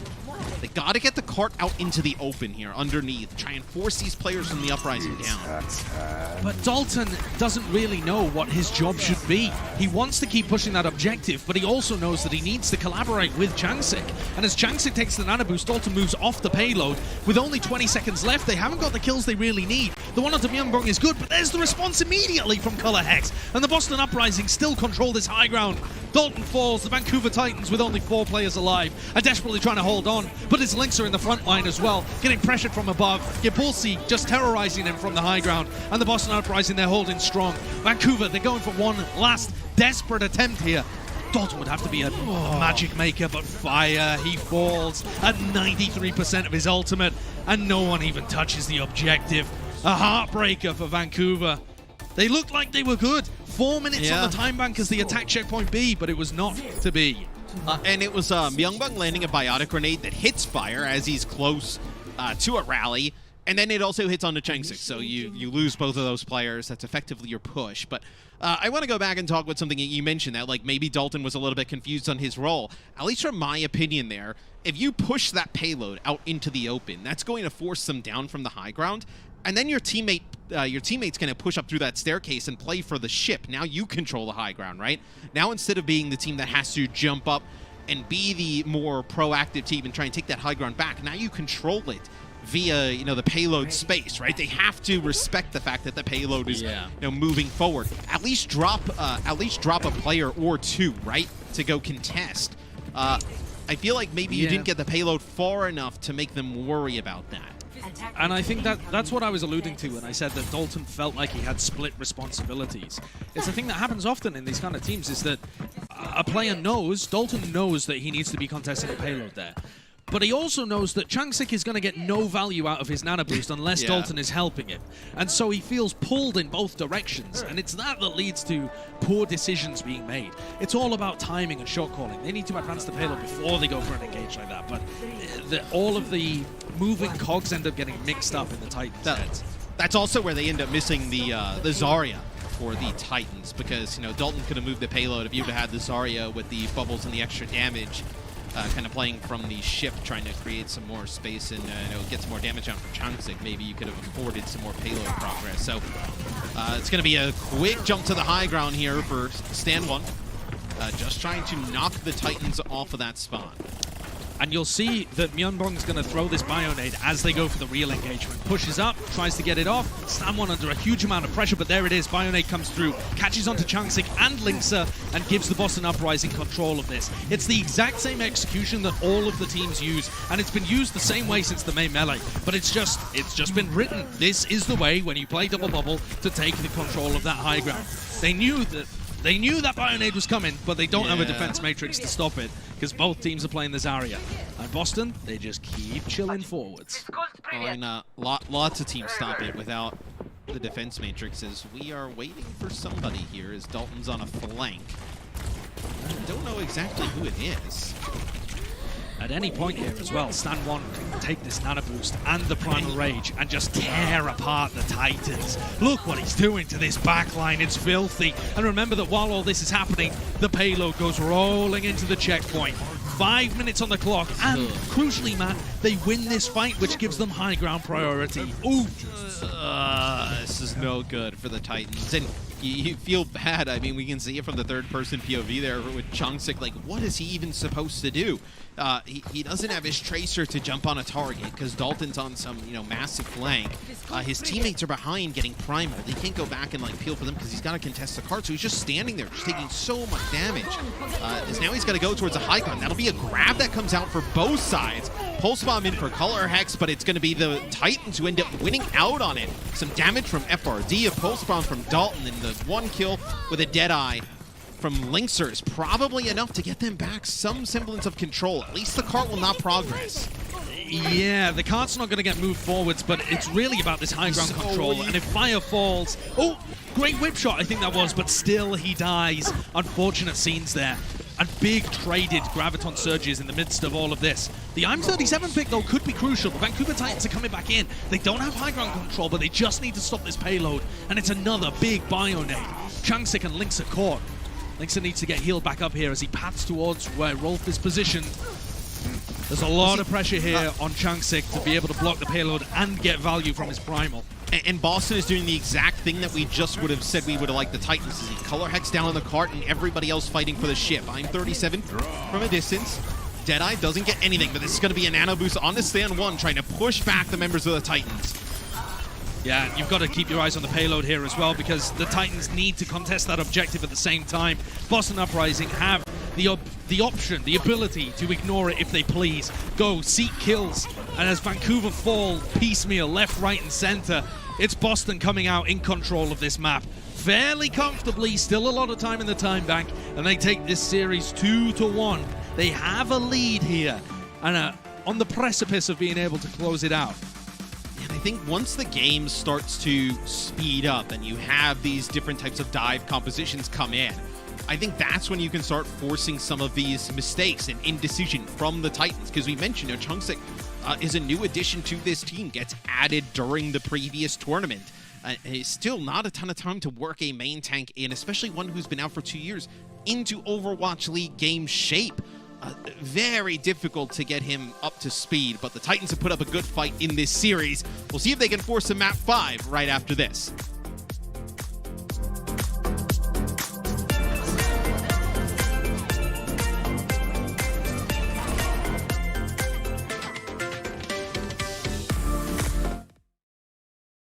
Well, that map was a bit more rough. Unfortunately, Vancouver falls down to 2-1 on Gibraltar there. I'd say by far the biggest difference maker there was Stand 1, the amount of space and impact he was having on the Winston compared to Changsik. And that's not like saying it's all Winston difference there. I would say Stand 1, the fact that he's been, active in the scene the entire time. He's been playing more actively. I think he has a bit more idea of how he wants to play it than Changsik, who's probably still somewhat adjusting to everything. After not having played for or not been active in the competitive scene for a couple years, it sounds like. So definitely the Winston pressure there was a huge difference, but also the nades on Hollywood, like I was saying, Rolf hit some huge nades that pretty much set him up for winning those fights. On Gibraltar here, it was the exact opposite. The Boston Ana was the one hitting some pretty massive nades with the engage there. The way they were jumping in and then having the nade going at the same time, you could tell they had that kind of coordinated. So, you know, not the best showing there from Vancouver. I've always been a little surprised seeing how much Zarya's played on Gibraltar. I guess the logic behind it is you can set up high ground on defense and whatnot, and you're pretty safe there of getting like from being rushed down by something else. Plus, with the double bubble, you can bubble your Winston in and help him engage. But I think they could always run D.Va there too and have just as good of an impact. And Fried, he looked good on the Zarya, but the team looks better with him on the D.Va, I would say. But whatever, that's in the past. Gibraltar, you know, it's a dumb map. We don't care about it. We're going to Hanamura next here. So this is where if Teru was like around, I would 1,000,000% say he should be in like playing this map. Like Hanamura is like the Mei map. It is so good for Mei on both defense and attack. Boston, I fully expect to go back to the Mei comp here, just because again, Hanamura, the ice walls you can do with it, like setting up engages or just like blocking off engages, is massive. So I would be shocked if they don't end up running the Mei. But as for Vancouver, I'm not really sure what they're going to do there. I assume either Linkser or Dalton could play Mei if they have to, but they're obviously not like Mei specialists like the way Teru was. So you might see more of the Sombra pick, like 2CP. Sombra is always like a decent pick just for having that EMP. More so on attack, like having EMP to almost guarantee a push as long as you use it well is always a really good ability. So you saw Linkser play a little bit of it earlier.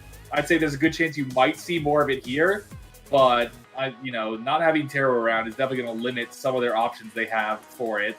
But you know, it's still only 2-1. If they take this map, that's map 5. That's breadsticks. Like, they're there in your mouth if you live in Canada. You know, I don't, but I can go buy them. You know, close enough, I guess. But not Gibraltar. You just forget that map happened if you're Vancouver. You go back to your roots with it. I'd say definitely put Fried back on the D.Va. Probably, I imagine they'll keep running the Ana there. Like I said, on Gibraltar, I think the big part of it came down to you could see Stand 1 has a bit more experience on the Winston recently, and he was just getting a lot more value with every engage than Chang Sik was getting. But Hanamura is different. You might see some more Reinhardt played here now that he's not banned again. In fact, I expect to see Reinhardt played again instead of Winston. But you know, it's going to be a close match. I don't know who's going to win this one. That map was still relatively close. What happened to Teru? I don't know personally. I know he's around at the base still. I think, like I said, personally, I'm assuming that Vancouver had like a good week of scrims with Dalton and Linkser, which they've looked good in this map so far. Both of them have had impressive like plays. I would say Dalton out of the two has looked a bit more impressive. He's had some really big like tracer plays he's made, but Linkser hasn't looked bad either. So again, personally, I have no idea. I don't have some inside scoop telling me this, but I think just they had a good week of scrims with like Linkser and Dalton, and that's pretty much the way most of these teams work. You see what looks good in scrims, and even if like one of the players is sometimes, you know, objectively better than another one, sometimes either the chemistry or just certain players' hero pools being good for certain weeks works out better for you. I think Terra will be back in future matches, but like I said, for this week, it's sounding like they just had a plan to run Linkser and Dalton. And so far, it's worked okay. You know, I can't say they 100% would have won any of these maps if Terra was playing in place of one of the two of them. They would have had different comps they could run, but you can't say whether or not for sure they would run it better. But that'll be it for me for this map. I will be back after Hanamura, hopefully setting up a map 5, hopefully talking about how great those breadsticks and everything are going to be, and I will see you after that.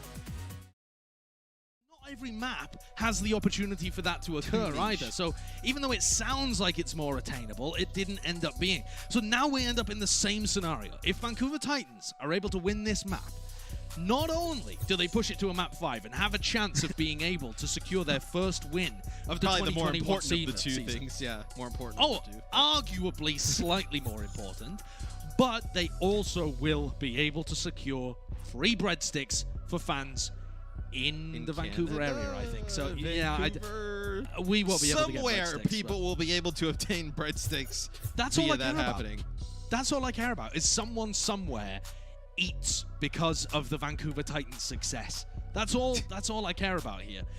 But it is the Boston Uprising who are 2-1 up at the moment, so we can't count our chickens before they hatch.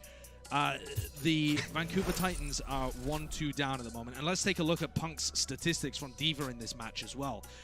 Because he is getting subbed back in here for this match. Yeah. He's a substitution to replace Gibbelsy, who was just in to play the Zarya. And this is looking pretty tasty. He has always been a player that, when you looked at Boston, even in their struggles, I never really thought that he was a player, who was sometimes like out of position or making like pretty bad plays. I always found he was like a really solid player. So to see with a better lineup around him, his stats go up is not that surprising for me. Valentine also comes back in here for the Uprising. So I'm pretty happy, though, to see Punk get some run, get some playtime. It seems like they've really split up roles between him and Gibbelsy. So Hanamura will be the next map in the set.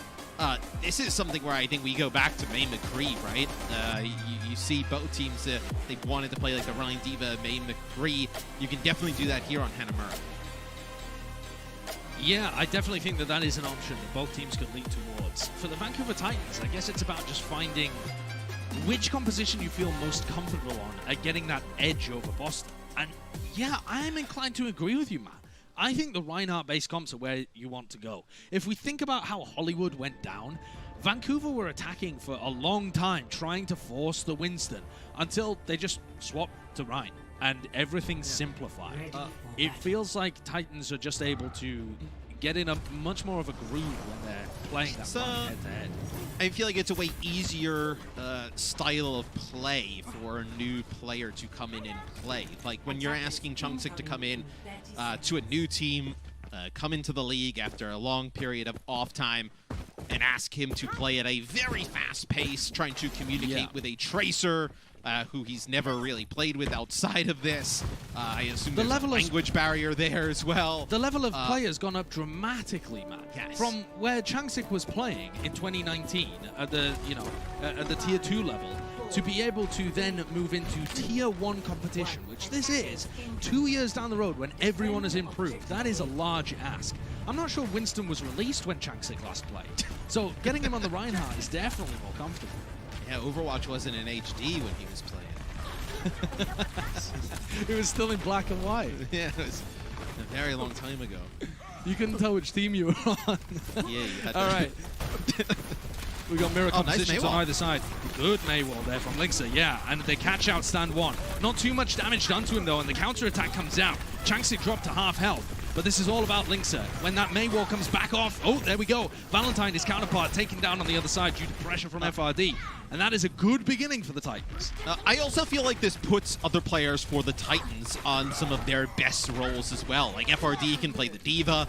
Linksa, I think, over the years has had a pretty decent May. One of like the more underrated heroes that he can play. And then put Dalton on a McCree, right? This makes total sense. I think you look at it, and this is where they can definitely kind of form an advantage. Interesting Maywall there from Linksa to try and stop the Boston Uprising from taking that flanking route, but nevertheless, the speed boost engage. It runs over runs over the Titans. And Matrices were clashing on either side, but that is quite clearly a fight in favor of the Uprising.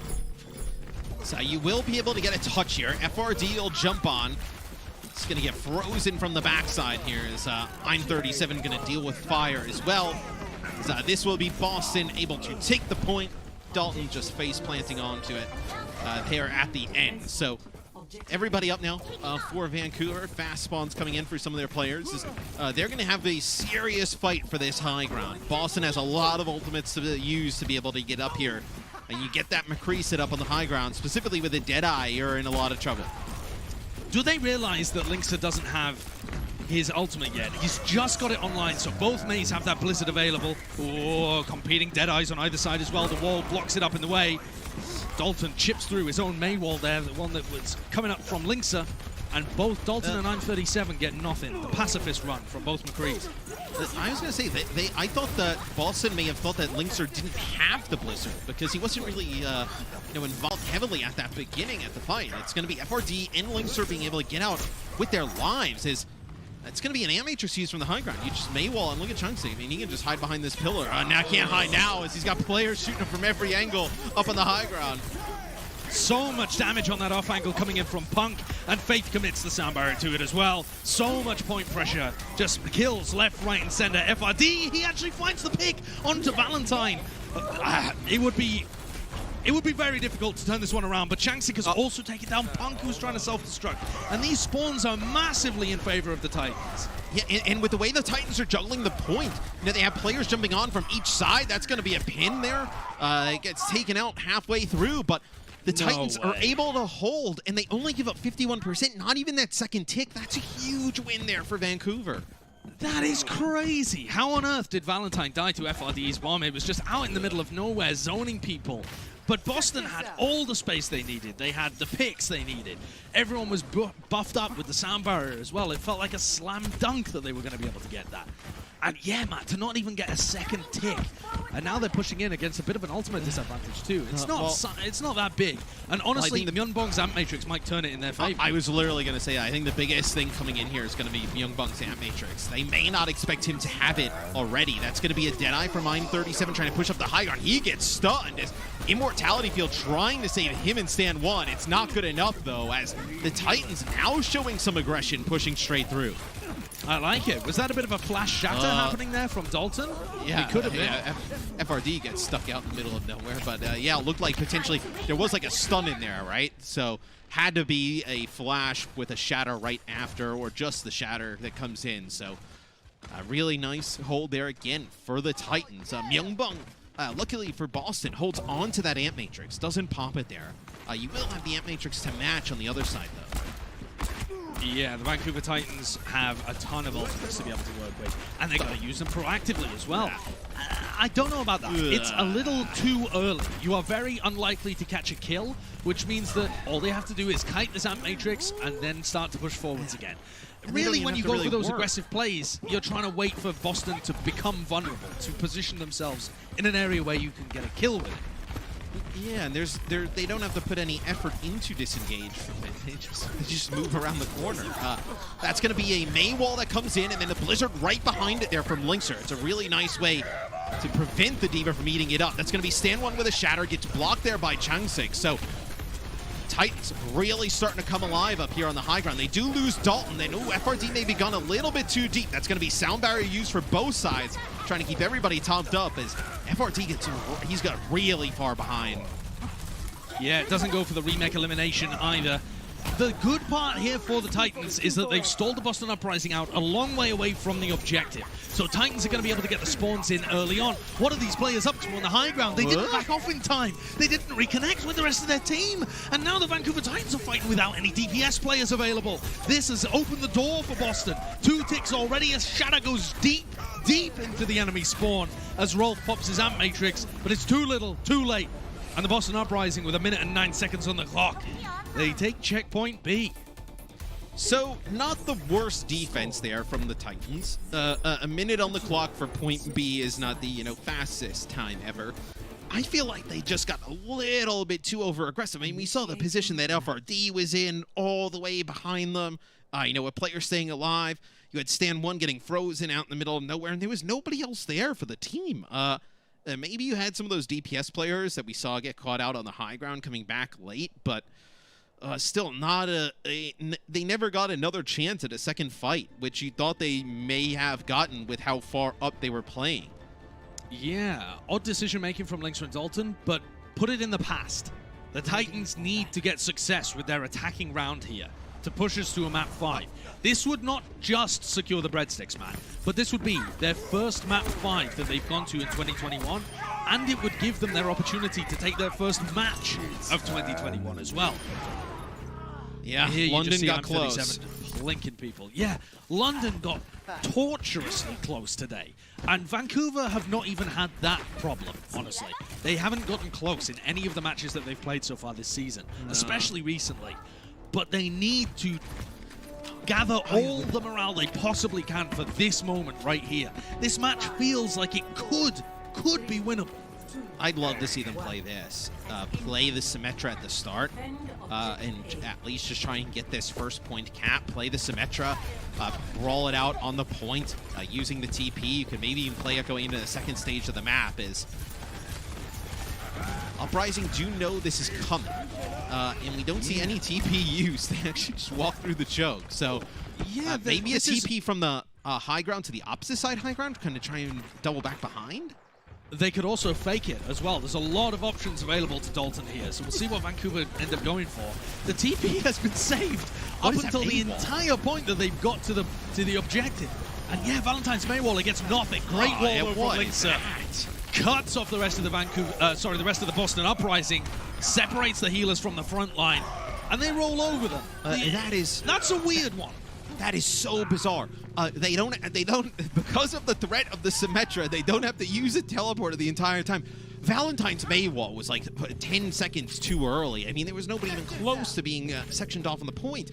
And once that happened, it was just the Titans ran forward. As Boston's backing up, they back up right into a choke, and they just get Maywalled and just mowed down.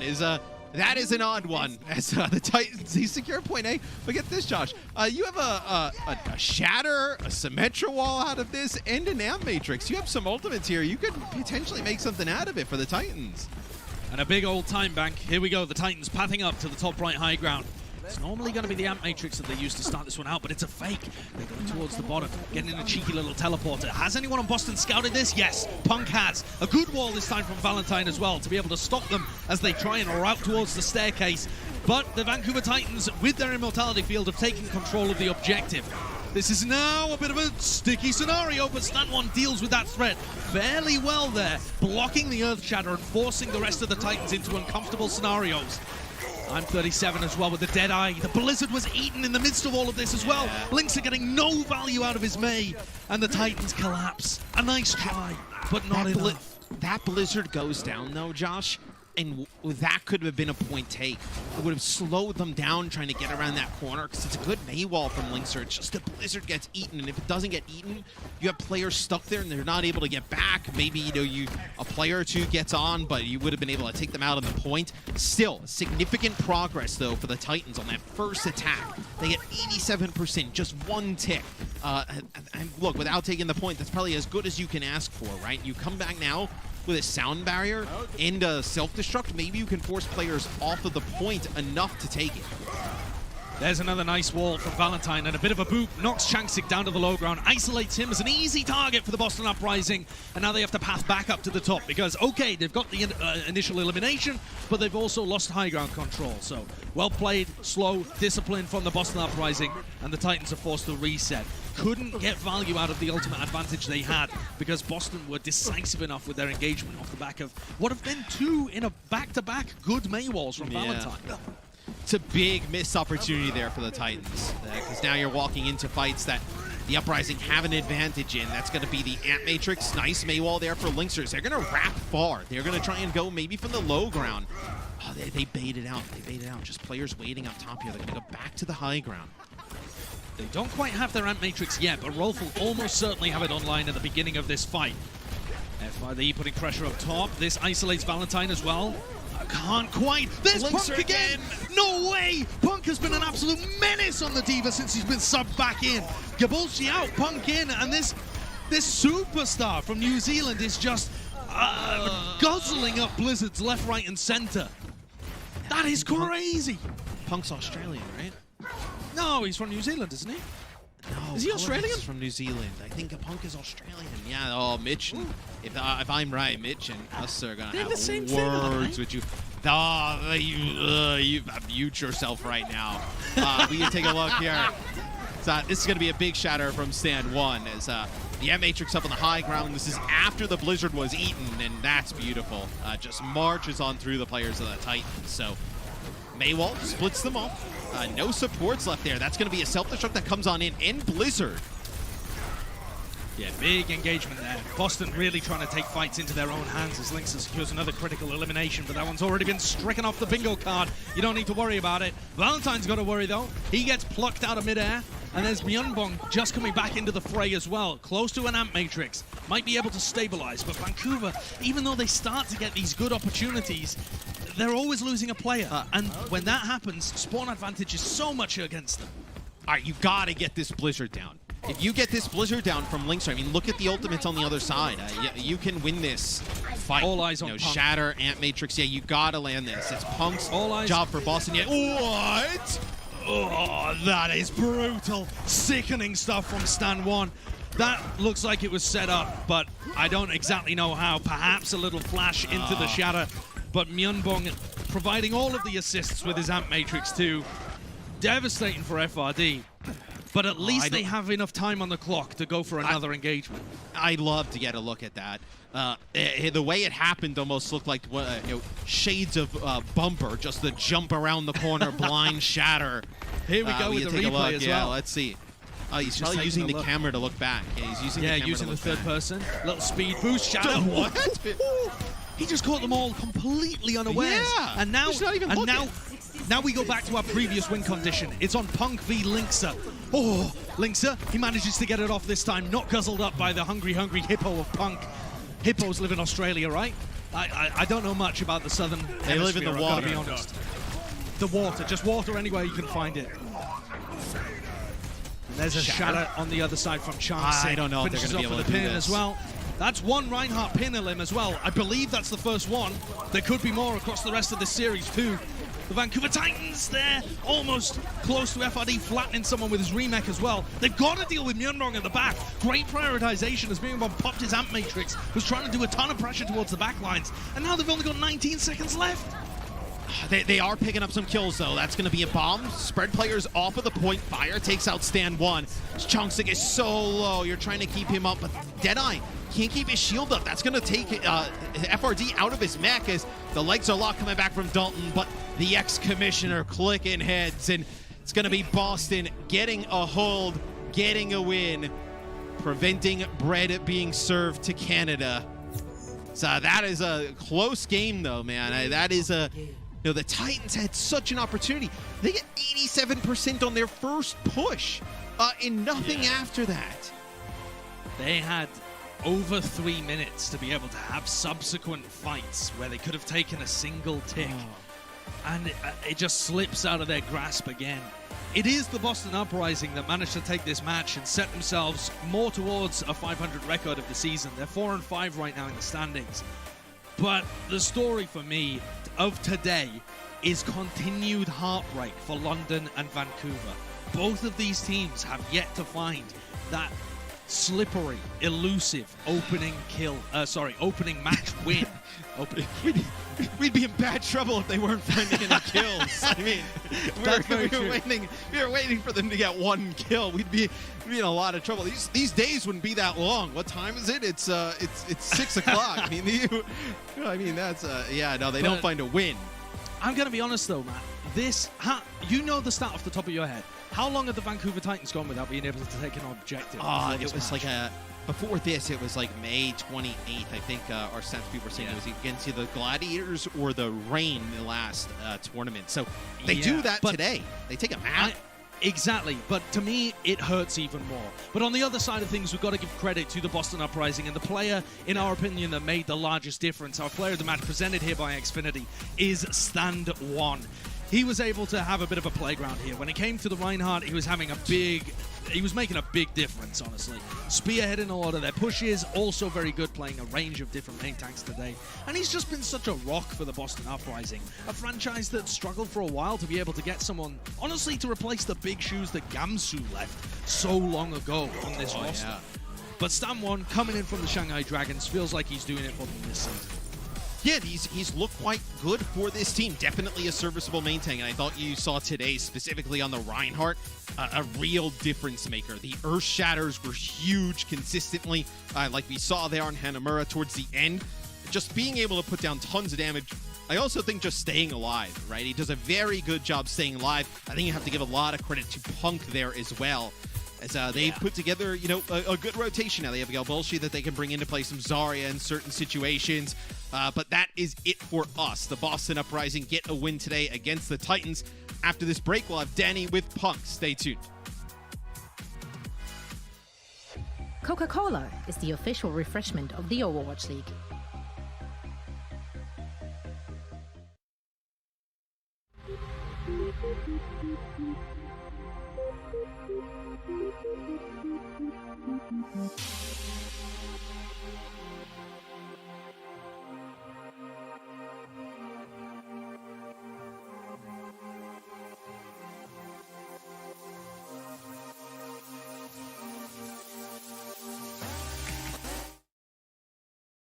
Well, the breadsticks will have to wait for tomorrow, unfortunately. Vancouver falls 3-1 to Boston. They had more good showings on Hanamura there, but they were so close to that initial snowball. They almost capped out with like 4.5 minutes, but that's the nature of Hanamura right there. Like, that was the map there, pretty much. Sometimes if you don't snowball and don't cap out in that one push, you won't get another shot. And you can just see there, they never really had another opportunity to get like a good push. Anytime they set up in position, they would always lose one or two. And the second you lose a couple players, there's not much you can do in terms of capping that out. It definitely didn't look like a single player to be the issue there. I'd say Stand 1 was definitely getting the better of Changsik in a lot of those engages, which again, I chalk up some to Changsik just having not played or not like been active in the competitive scene for like a year or two. But he's getting back better in it, and he looked very competitive in a lot of the engages. But Stand 1 definitely looked like he was getting the better of him in some of those. But that'll be it for this match. Unfortunately, it looks like none of the breadstick completions got checked off. But tomorrow, we have a special show in store. So it's actually going to be the Battle of Canada, Vancouver versus Toronto. And we got a little special thing here also. It's going to be me and Karq, who's another big Overwatch YouTuber. Maybe you've heard of him, maybe not. If you haven't, go look him up. He's a pretty cool guy. But we're going to be doing some sort of like duo analysis cast thing. So that should be fun. It's been a while since I've talked with them personally. You know, their team's been doing a little bit better than us over here, but they didn't look unbeatable either. We're going to prove them wrong during the Battle of Canada and make Vancouver look like the better city, which, you know, it is. If I had to live in either one, Vancouver, you know, it's up there. But that's going to be it for today's match. Unfortunately, again, Vancouver falls 3-1. I'm not sure if Terra will be playing tomorrow. I imagine they're probably just going to keep with the lineup they had today, but it should be starting around the same time. It's the last match of the day, I believe, so around the same time we'll be starting. Like I said, it's going to be a duo thing, me and Karq. Should be a fun one. Should have a lot more to talk about during it, and I'm looking forward to it. So I will see you guys all then tomorrow. Thank you guys for watching, and that is it for us at the Vancouver Titans.